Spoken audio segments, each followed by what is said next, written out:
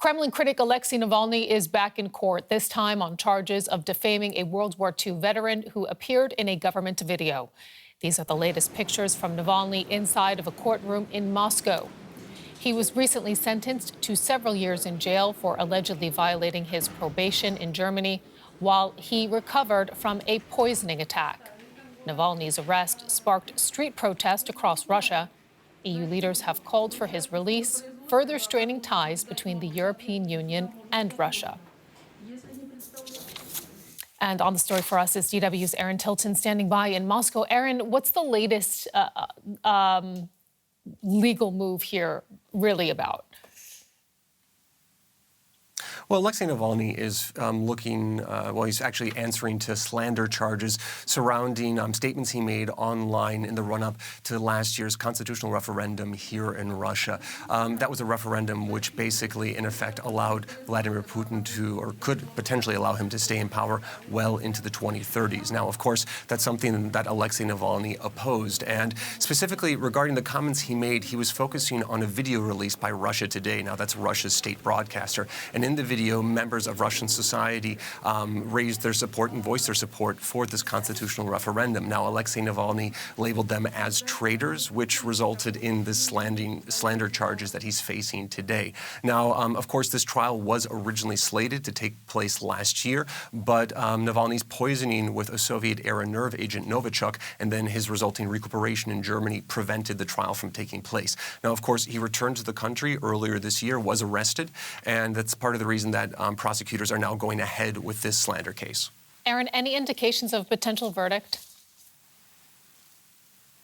Well, no, of course, we don't know exactly how the court is likely to rule, but it bears saying that the Russian judiciary has never been very sympathetic to Alexei Navalny in the past. Now, if he were to be sentenced, he could be facing additional jail time or a fine or something akin to community service. But at least here in Moscow, it's not expected that he will be facing additional jail time, specifically because he is already looking down the barrel of a 2 to 3 year sentence on a different fraud charge. Instead, if you talk to people around Alexei Navalny's orbit, they say that there's a little bit of a different motivation behind the slander charges right now. They say that the Kremlin is attempting to hurt Alexei's standing in the court of public opinion. You have to remember, World War II veterans are held up to a very, very high standard, in high regard here in Russia. So by accusing him of slandering one of them, it could be an attempt to harm his standing with everyday Russians. And at the same time, his defense team is still looking at avenues that they could use to get him out of jail long term.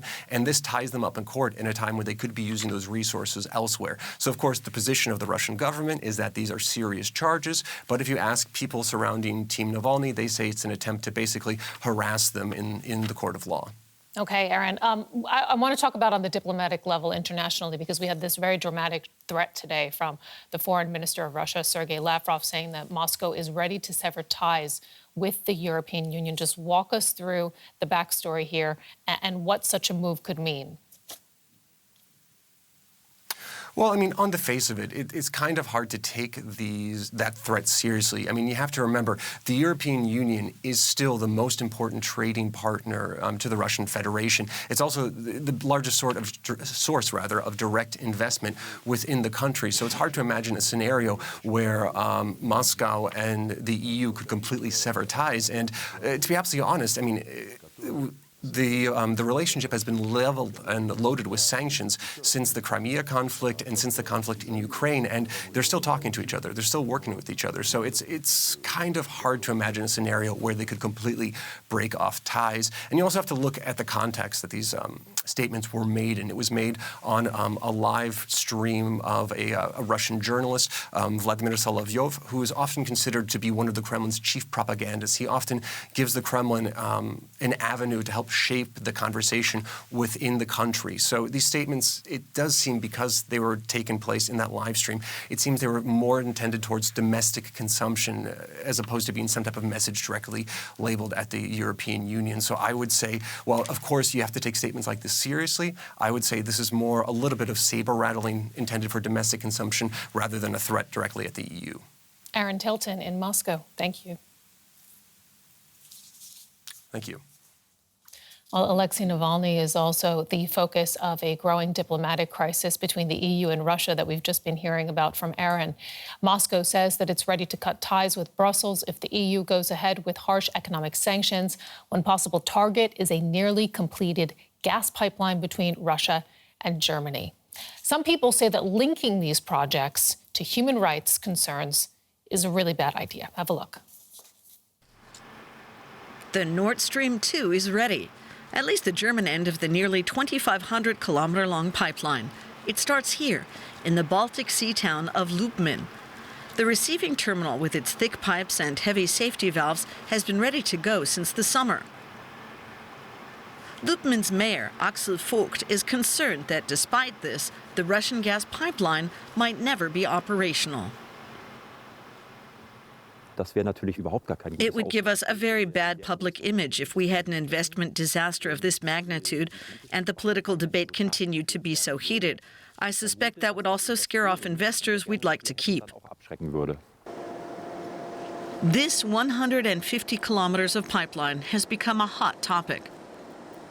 The section has yet to be completed on the bottom of the Baltic Sea. But calls for tougher sanctions against Russia are getting louder. After the reported poisoning of opposition politician Alexei Navalny, many demanded a halt to the construction of the Nord Stream 2.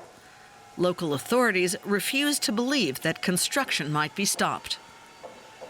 Can you really link the case of Navalny to a project like Nord Stream 2?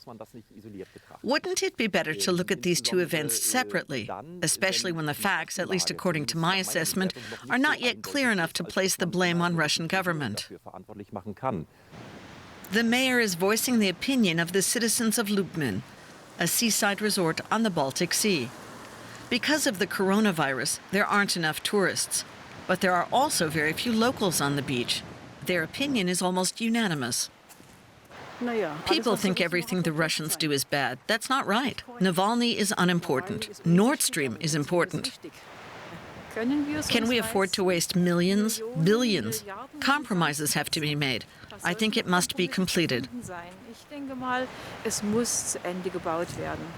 Only one person dares to criticize Russia. They were historically a reliable partner, as long as it benefited them. For political reasons, I would not continue this project. For Vogt, all that matters is a consistent supply of energy. After Germany's nuclear phase-out, gas will become essential, he says, even if it comes from Russia. We find Russia, including Vladimir Putin, to be a reliable partner in social and economic life in the state of Mecklenburg-Western Pomerania, and especially here, at our energy and business site. I see no reason for Putin or the Russian government to be sidelined. Lubmin expects Russian natural gas to flow through these pipes soon. So as we've been hearing there, some in the region are very much pro Nord Stream 2. Let's hear from somebody who thinks that the project should be canceled. We are joined now by Agnes Brugra. She is a member of the German parliament for the opposition Green Party, and she sits on the Bundestag's Defense Committee. Welcome to the program, and thank you for joining us. As we've been hearing there, supporters of this project say it's an economic, it's not a political project. It should not be used as political leverage. What is your view? I think building this pipeline was wrong all along, and there are many reasons why this is so. And it's never too late to fix a mistake. And I think the most important reason is that we have to take our own climate goals seriously. And this is why the Green Party has been opposed from the beginning to Nord Stream 2. But there is, of course, a link to the attempted murder attack on Navalny, because the German government should send a very clear message to Putin and to the Kremlin that we will not let this unanswered, and this would be a decision that would hurt. I want to get your opinion on a counter-argument now. And here's the German foreign minister speaking in Parliament earlier this week. Let's have a listen. Anyone who fundamentally questions the Nord Stream 2 pipeline, and you can certainly advocate that opinion, must also consider, at least geostrategically, what consequences that will have. It will drive Russia and China closer and closer together, and it will create the largest economic military alliance there is. And I don't think that should be the strategy of the West in this dispute, and that's why I'm against burning all bridges to Russia in this context. So when you put it in the broader geostrategic picture as we're seeing there, does the foreign minister have a point? I don't think so, because first we have to take our climate goals seriously. And when we do that, we see that the time of this mega fossil fuel project is over. We have already overcapacity in our infrastructure, so we really don't need it, and it's bad for the climate. But on the other hand, we see when a foreign minister says this is the only good link we have with President Putin. We have to cooperate in questions of energy. We can cooperate on renewable energies. And I think the time is up for only concerned words. We have to send a very clear message to the Kremlin and not only take symbolical answers. Okay, so your position is clear. So then let me ask you, what the next step would be if that indeed was carried out, because the back and forth about Nord Stream 2 also, of course, has economic, financial implications. There are private companies involved here.